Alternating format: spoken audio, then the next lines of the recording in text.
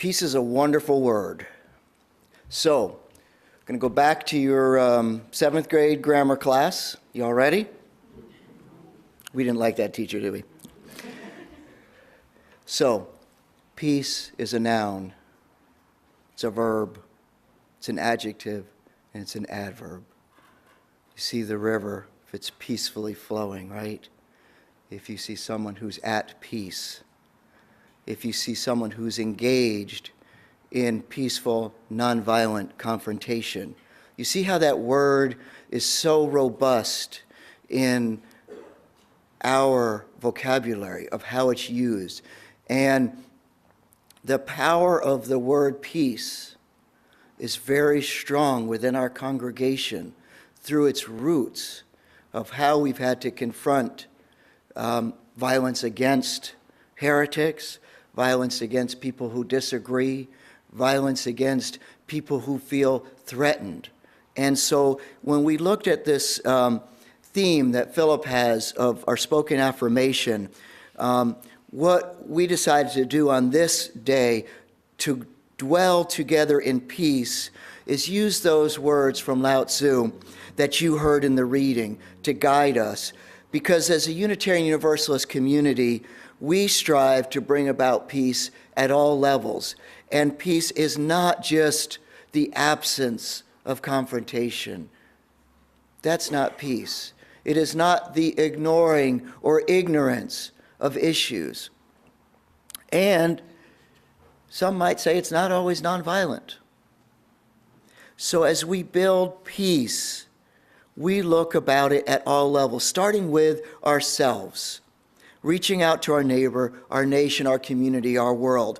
When you look at all of the ministries that we do, from eye care to building and grounds, we look to create an environment of peace. When you come into the sanctuary, when you come into the grounds, right? When you experience relationships with others, you want that, even in disagreement, you want it to be in peace. Because that is our relationship as a loving community. So we're going to touch on these different levels of peace from various perspectives of our members that are involved in one or two of these ministries themselves. I'm going to ask David Johnson to come up first. And David's an officer and a member of the Board of Wage Peace. He's been on it since its inception in 2003. He was also a participant in the study circle sponsored by the Jacksonville Human Rights Commission to improve race relations and a leader in our social justice ministry. He's going to start us off.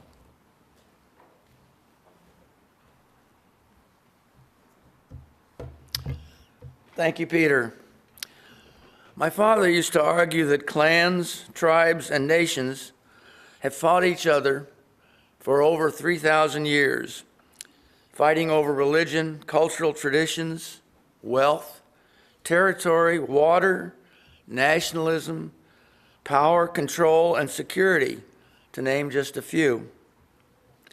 These conflicts have been driven mostly by greed, arrogance, revenge, fear, prejudice, hate, and hubris. His conclusion was that what has always existed in the past will continue, always be in the future.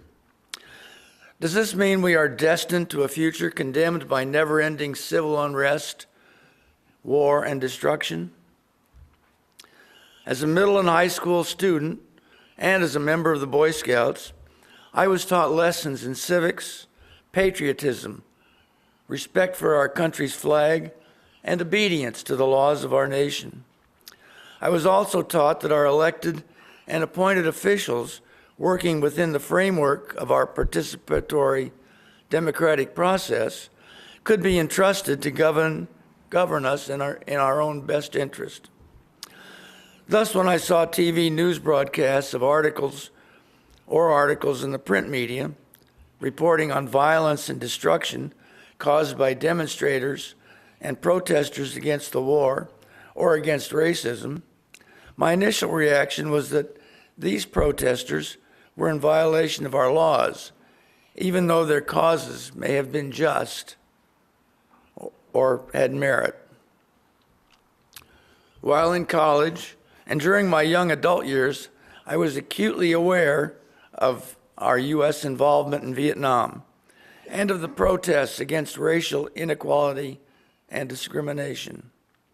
Since I was able to obtain back-to-back draft deferments, keeping me out of the Vietnam War, and because I grew up in an all-white, middle-class suburb of Indianapolis, and never had any connection with any members of a black community, I was never personally affected by these threats to human freedoms or their individual rights, or the perils faced by our servicemen and women, or threats to our general well-being. Now, however, I have come to recognize that U.S. involvement in the war in Vietnam and our subsequent military engagements in Iraq and Afghanistan have been largely driven by our government's procurement of weapons for the benefit of defense contractors and their employees, and by consumer-driven demand for access to and control over sources of fossil fuels and other natural resources. My admittance to college, my family's ability to pay college tuition, and my deferments from the draft were all due in part to white privilege. This white privilege, along with other subtle forms of racial discrimination, is the result of structural racism that is prevalent in our society today. The profiteering motive of corporations and individuals in defense industries, the role of the military, the imperative to gain control over sources of energy and other natural resources, along with structural racism, are deeply embedded in the national policies of foreign countries, as well as policies we have here in the U.S. These are some of the root causes that impede and disrupt our quest for national peace and tranquility. How do we document and address these issues? How do we acquire the national will needed to eliminate these root causes of war and injustice? Who is ultimately in charge here? I think you can now see the direction in which this conversation is headed. I'll leave it to the other speakers on this program to help fill us in with some of the other answers.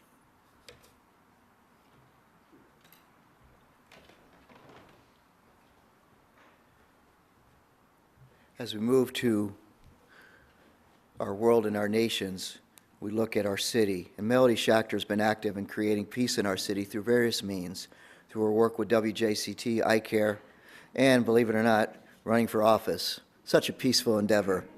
And she will reflect on how we bring peace and remain at peace while we are in the rough and tumble of politics and social justice in our community.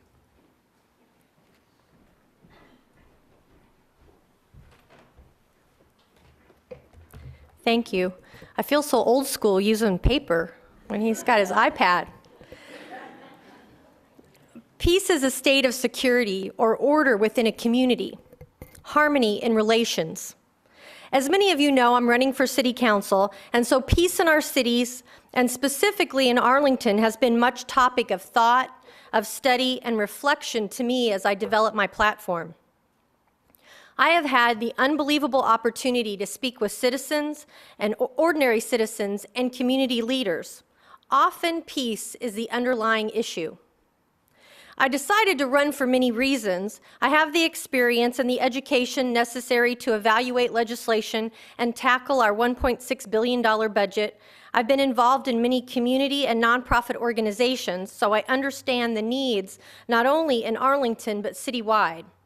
I have a passion, and now that my boys are grown, I actually have the time. Citywide, there are many initiatives, really more than I can touch upon in this brief talk, but I'll tell you about a few. iCare, WJCT, the newly formed LGBT Leadership PAC, and Renew Arlington. I want to share what our city is doing to grow peace. iCare is an acronym for Interfaith Coalition for Action, Reconciliation, and Empowerment. It's comprised of 38 congregations representing over 30,000 citizens. It's been active in Jacksonville for 17 years. The mission is to powerfully address citywide concerns related to issues of justice and fairness, using collective people power to press elected officials and city leaders on community-wide solutions and problems that plague our community, such as crime, low graduation rate, homelessness, jobs, and other community concerns. I consider WJCT, our local PBS TV and radio station, a true treasure. As you may know, I'm on the Board of Trustees of WJCT, and this year I'm the treasurer, the head of the Finance Committee, I'm active on the Executive Committee, and their Foundation Board. I'm very committed to the mission of WJCT, which is to use the unique assets as a resource for citizens to come together to celebrate human diversity, experience lifelong learning, and actively engage in matters of civic importance, all to improve the quality of our lives and our community. WJCT is committed to being the vital destination, a virtual town hall where citizens can gather in community engagement, a community conveyor, and an accessible forum sharing content, public dialogue, and debate. In the past, we have hosted panels and debates for candidates, dredging of the river, mental health, and really the list goes on and on. It is truly a place where we can come together in peace. The Human Rights Ordinance, a topic of much debate, of which the candidates are lining up either support or opposed.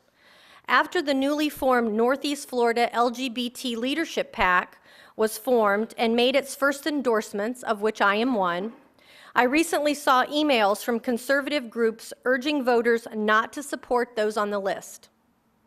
PFLAG, which supports, educates, and advocates for gay, lesbian, bisexual, and transgender persons, held a forum a couple of weeks ago.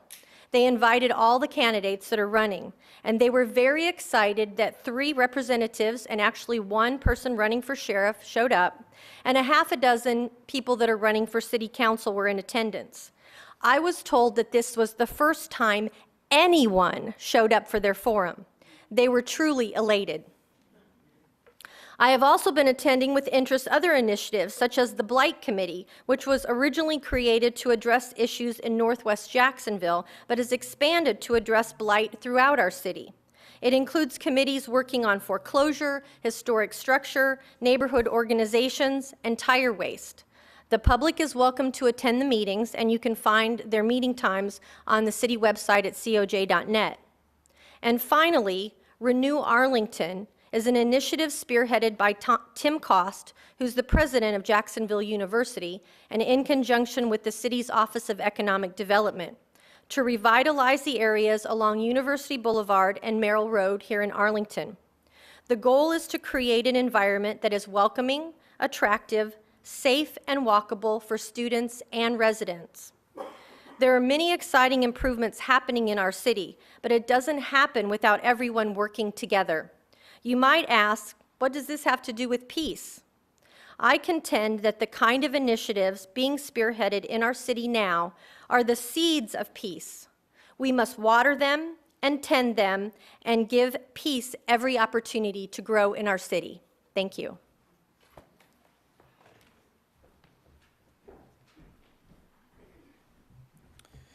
And when I mentioned buildings and grounds, people wouldn't normally, or not necessarily, first think of peace and building and grounds, right?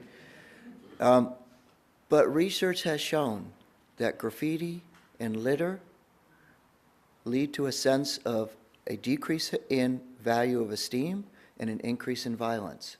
So creating that environment of Arlington, or letting an environment decay, leads to violence. And so it's very important. In terms of community, we talked about our neighbors. And so in our context, I asked Vina to speak particularly from her experience, because Vina has a long experience of actually living in community, being with other people in community, and she's chair of one of our newest committees, the Right Relations team, which is helping us to make sure that we live out our covenant with one another. And Vina brings us insight on how, as a congregation, we maintain peace within our own walls.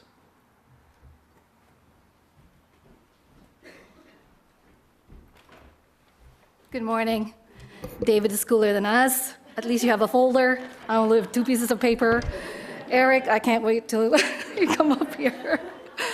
So, peace is a peculiar word. The dictionary defines peace as an absence of something. Like peace means freedom from disturbance, freedom from or cessation of war or violence. Or the dictionary uses synonyms to characterize peace, such as tranquility, calm, and quiet. Its peculiarity is obvious when it's disturbed.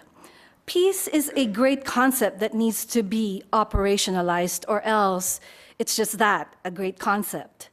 Some of us do not literally live in a war zone, but I'm quite aware that some people do. But we do experience conflicts in our lives. And why is peace disturbed? Peace between neighbors, what does that look like? I've heard people describe their neighbors like, they're good neighbors. They don't bother me, I don't bother them. Or I hardly see my neighbor, and so forth. And I don't think those equate to having peace between neighbors. In this realm, there is an objective and a subjective in peace. Chris and I and our children, a few years back, lived in an intentional neighborhood, which means a group of families and individuals from all over the United States, from Norway, from New Zealand, from Romania, and other places. We decided to live in one neighborhood, to live out our faith and values. We were a group of people who will operate, live out the concepts talked about and preached about during Sunday services. That was our objective. It's one thing to move into a neighborhood and you don't know who you're going to get for a neighbor. It's quite another to decide to move to a neighborhood and engage the people in an intimate and daily basis. One's ability to live in peace becomes an active reality. And what it reveals about oneself can be enlightening. This is the subjective. In the words of Rabbi Bleck, the root of shalom, peace, is shalem, which means whole, complete. Why do people fight against others? Because they are not whole or at peace within themselves. Love your neighbor as yourself imposes not one demand, but 2, in very specific sequence. First, one must love oneself. Only then can one come to love others as well. Animosity toward others is self-hatred redirected. Make yourself whole. Find inner peace.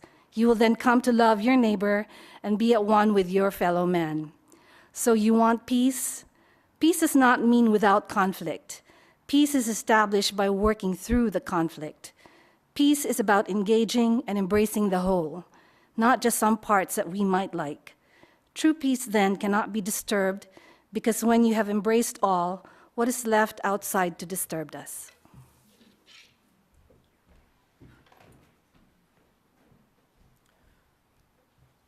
So we've got 2 more of our members that are going to speak, but before we do that, we're going to do a little meditation ritual here. Those of you who are uncomfortable with this, you'll never have to do it again, okay? So don't worry about it. I'm only going to put you on the spot. I can see a couple people already, and you do not have to stand to do this, but you can if you'd like to, if you're more comfortable sitting. But I want everybody that can stand and would like to just create a little space, stay right in your seats, okay? We're going to take a little break. That gets everybody up, because we know when Eric gets up here, we're going to have some good stuff, so I want to be everybody ready. All right, so I want you to take your hands together. Okay, now I want to bring them out here, if you can, spread them out. And I just want you to slowly bring them down while you breathe. And I want you to come like you're going to be holding something here. And then I want you to convert them to the sacred I, as we are connected to the divine. And I want you to bring them all the way up. Just breathe out. Or, I'm sorry, breathe in. And then breathe out as you come down. Come back up. Hold the world of peace in your hands. You are part of the divine. Bring peace to the world.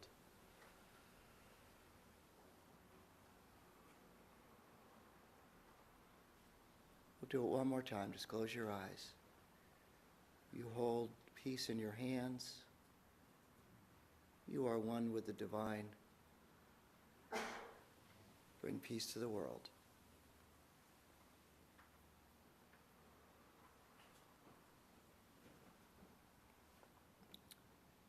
Go ahead and see. Do you feel how peaceful you can be in a couple seconds? Yeah. So since Eric's going to be talking about family, I needed to do it then because, you know, loved ones know how to push buttons against one another, and that can set off our loved ones. And Eric is going to talk a little bit about how he and his spouse and children have worked to promote the golden rule and use nonviolent communication in their home.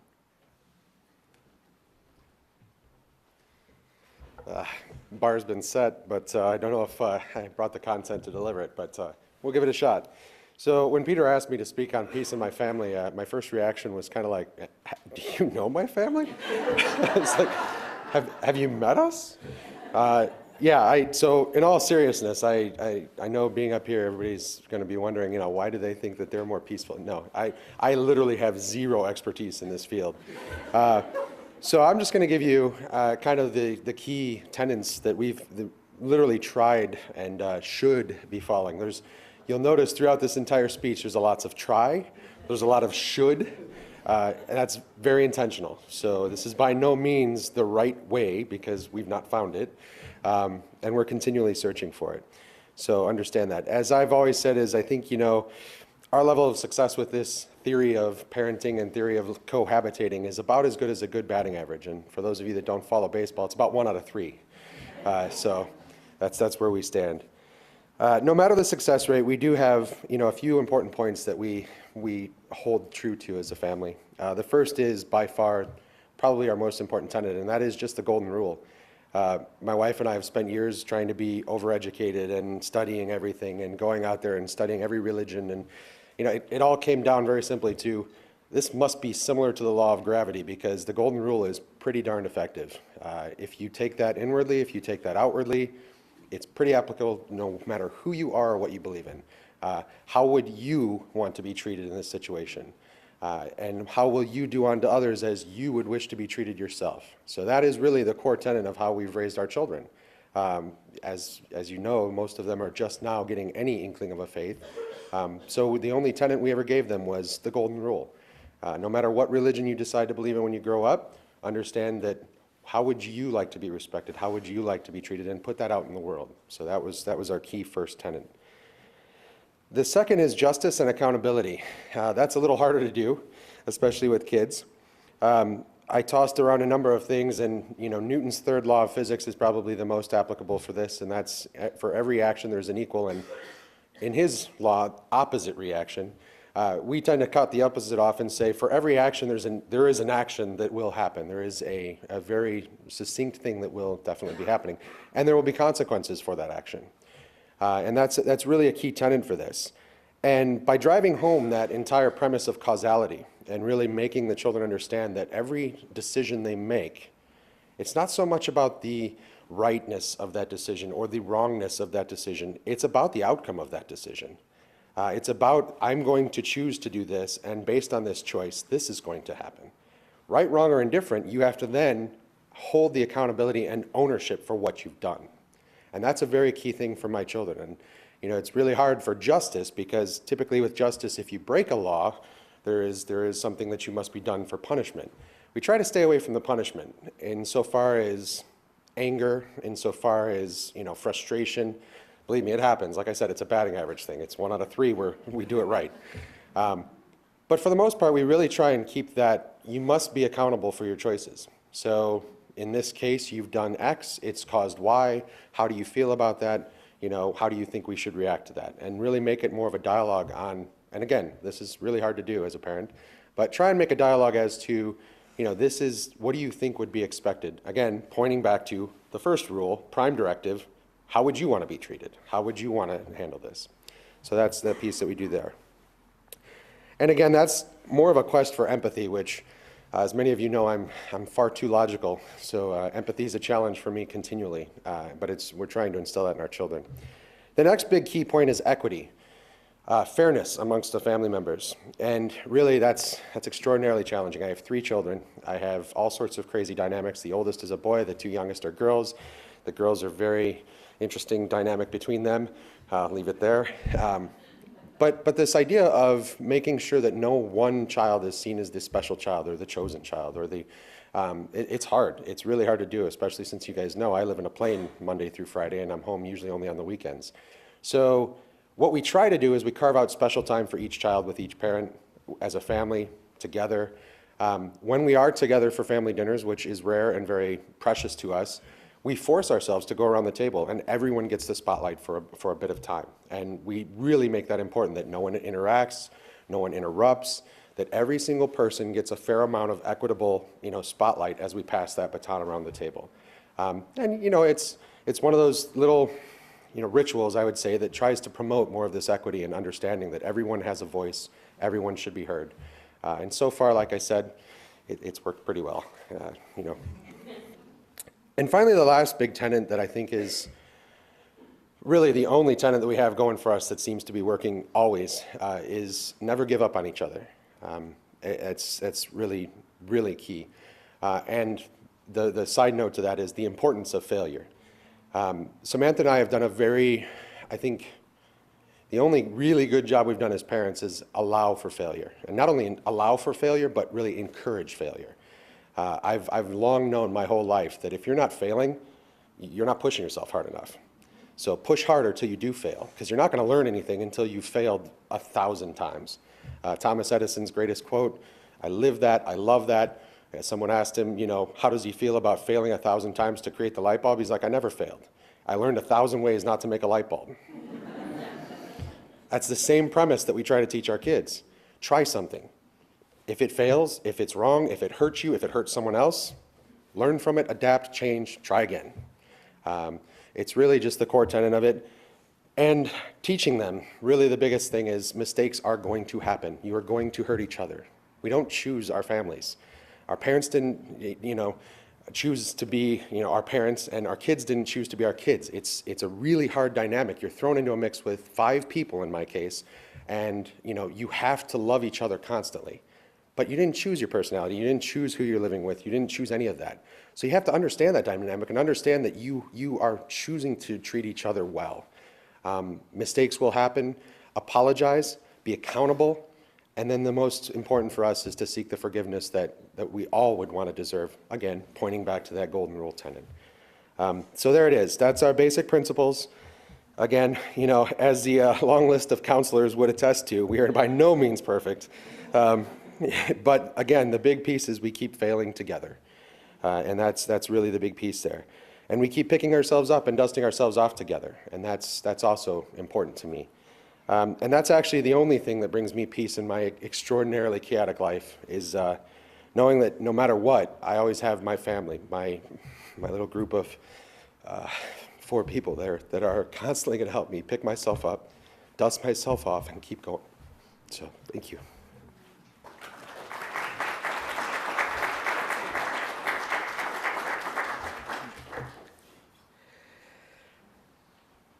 I think you improved your batting average today. We'll be good.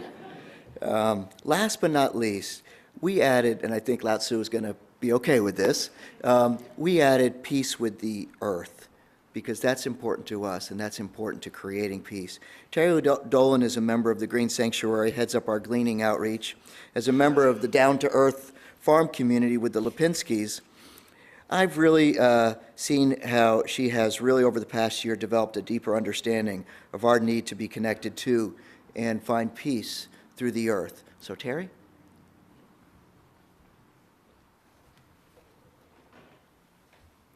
It's sort of funny to talk about peace when you're nervous. Peace with the earth. If there is to be peace with the earth, then there must be peace with all elements of the earth. Animal, vegetable, and mineral.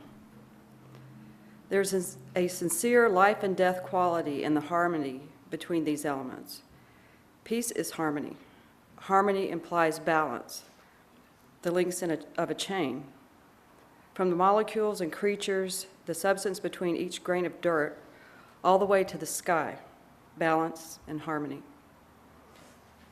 If you would please close your eyes, and I'll let you know when to open them, and take a couple of breaths to listen to these words from Mary Oliver and Rilke.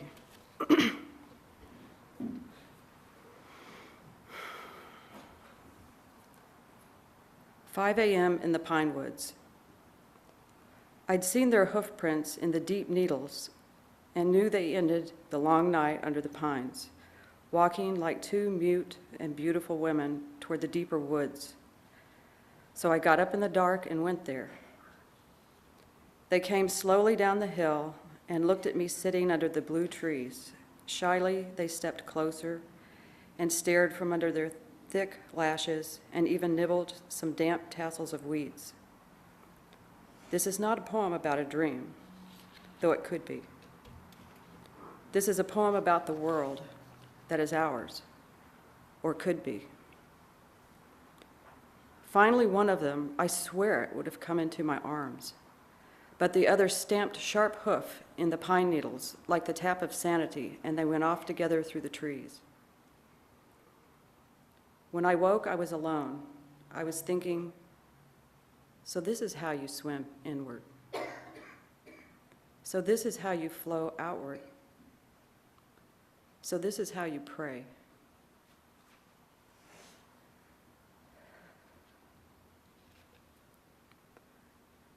Last night, the rain spoke to me slowly, saying, what joy to come falling out of the brisk cloud, to be happy again in a new way on the earth. That's what it said as it dropped, smelling of iron, and vanished like a dream of the ocean into the branches and the grass below. Then it was over. The sky cleared. I was standing under a tree. The tree was a tree with happy leaves, and I was myself. And there were stars in the sky, and that were also themselves at the moment. At which moment my right hand was holding my left hand, which was holding the tree, which was filled with stars and the soft rain. Imagine the long and wondrous journeys still to be ours.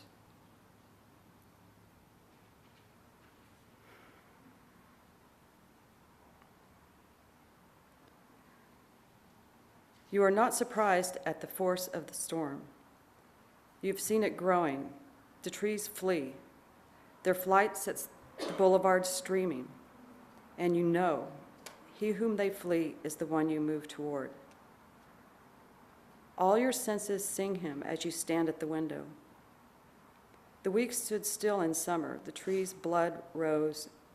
Now you feel it wants to sink back into the source of everything. You thought you could trust that power when you plucked the fruit. Now it becomes a riddle again, and you again a stranger. Summer was like your house, you know, where each thing stood. Now you must go out into your heart as onto a vast plain. Now the immense loneliness begins. The days go numb. The wind sucks the world from your senses like withered leaves. Through the empty branches, the sky remains. It is what you have. Be earth now, and evensong. Be the ground lying under that sky. Be modest now, like a thing ripened until it is real, so that he who began it all can feel you when he reaches for you.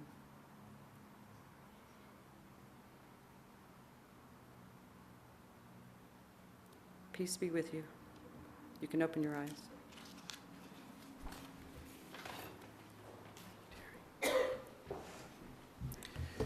And finally, as we come together and think of this word peace as verb, adverb, noun, adjective, where do we find our inner peace? The wellspring of sources that we have within our congregation are truly overflowing. From meditation time to yoga to healthy eating to reading to music to journaling to our outdoor activities, music making, being in touch with one another in right relationship. The list goes on and on. However, as I said to the children, the inner peace and the external conflict are really the yin and yang of our life, right? And I think we can all say that whether it's illness, addiction, family, relationship conflicts, world conflicts, war, inner peace is attacked on all fronts. And at the end of the day, as Maggie shared with us in her sermon a few weeks ago, what is the one thing we can change? Ourselves. It starts there. And I will tell you, it's not easy, right, Eric? 1 out of 3. If we could get a 300 batting average, we'd be okay with that. So my wish for you this Sunday is for inner peace. Not to take you far off to find it, but just to take you a few moments each day to take that quiet time, that space, find that small wick of hope where nonetheless it may be burning very, very dimly on certain days. We understand that. Find it. If it burns brightly that day, wonderful. But just nurture it, and nurture it for yourself. That peace will bring you to what we call the peace of God, or the divine, which surpasses all understanding. And that truly is a place we'd love to be. As Unitarian Universalists, we all know the paradox of peace. In Philippians, when it said, "And the peace of God, which surpasses all understanding, will guard your hearts and minds in Christ Jesus," we look at that a little differently. We understand that peace is not something that we don't understand. We do understand it. We understand it as Jesus did when he had to confront people in his own culture. We have to do the same thing. It's not theoretical. It's not something for mystics or saints. It's something ever present for each one of us.